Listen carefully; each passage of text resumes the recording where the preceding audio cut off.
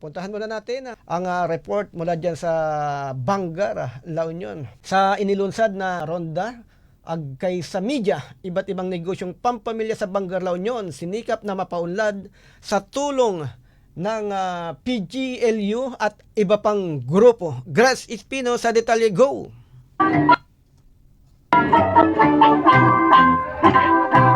Nagsilbing masayang banding at pasyal na rin ang nailunsad sa ikalawang bahagi ng media agkay sa ronda sa La Union, kung saan ay naisagawa ang pagbisita sa iba't ibang bayan sa District 1 na sakop ng naturang lalawigan. Sa bayan ng Bangar, La Union, nakatawag pansin para sa lahat ng mga nagsagawa ng coverage ang ma-effort at napakaingat na proseso sa paggawa ng kumot o blanket sa tulong ng weaving tools o mas kilala sa tawag na weaving loom. Gawa sa kahoy na kawayan, buong husay at matyagang pinagana sa tulong ng mga kamay, paa at mata habang madidinig ang malalakas na kalampag, tunog at lagutok sa pagsalpak ng shuttles, reeds at list sticks hanggang makagawa ng tela kagaya ng inaasahan. Ayon kay Philmar Nogueras, may-ari ng loom weaving na matatagpuan sa Bangar, La Union, na ipasa ng kanyang mga magulang ang mabigat na obligasyon, ngunit buong tiyaga niyang kinaya ang mga hamon sa pagsubok para itaguyod ang matyagang proseso ng negosyong Inabel o kinalakihang uri ng trabaho. So yung Inabel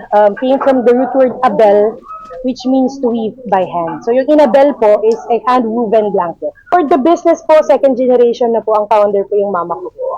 Abundant daw po ang cotton plant dito. So yung mga Bangareños po ginawa, grinab po yung opportunity na yun para pagkakitaan. So ginawa nila yung cotton plant into threads. And gumamit silang ng mga atswete, ganun po. Mga natural na pang-dye.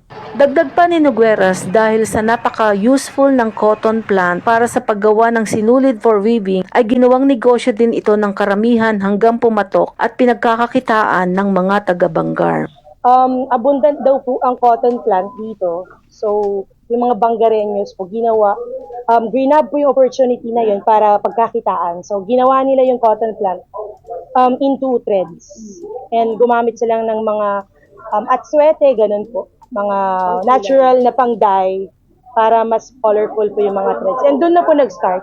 Si Aling Corazon Mantela Eugenio naman ay mag-isang itinaguyod ang kanyang negosyo sa paggawa ng pansit mami noodles, kung saan kahit umano wala siyang katuwang ay sinikap itong mapalago hanggang sa wakas ay dumating ang puntong umasenso din ito. Mahirap ang umpisa kasi hindi natin alam kung magti-click o hindi. So ang sistema namin, kung may orders dito sa palengke kasi may pwesto kami, saka na lang kami gagawa. Naging malaking tulong din anya ang kanyang negosyo para mapagtapos ang kanyang anak at may nagagamit na sapat para sa pang-araw-araw na pangangailangan ng kanyang pamilya. Mula sa lalawigan ng La Union, Grace Espino para sa Radyo Agila.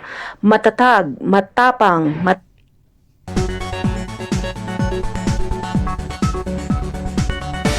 Maraming salamat ating Grace Espino.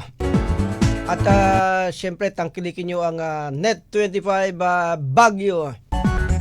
Diba ko yung Freddy Rolyoda na nanonood sa atin ngayon, kasama yung ilan pang mga kasama nila dyan sa Baguio City.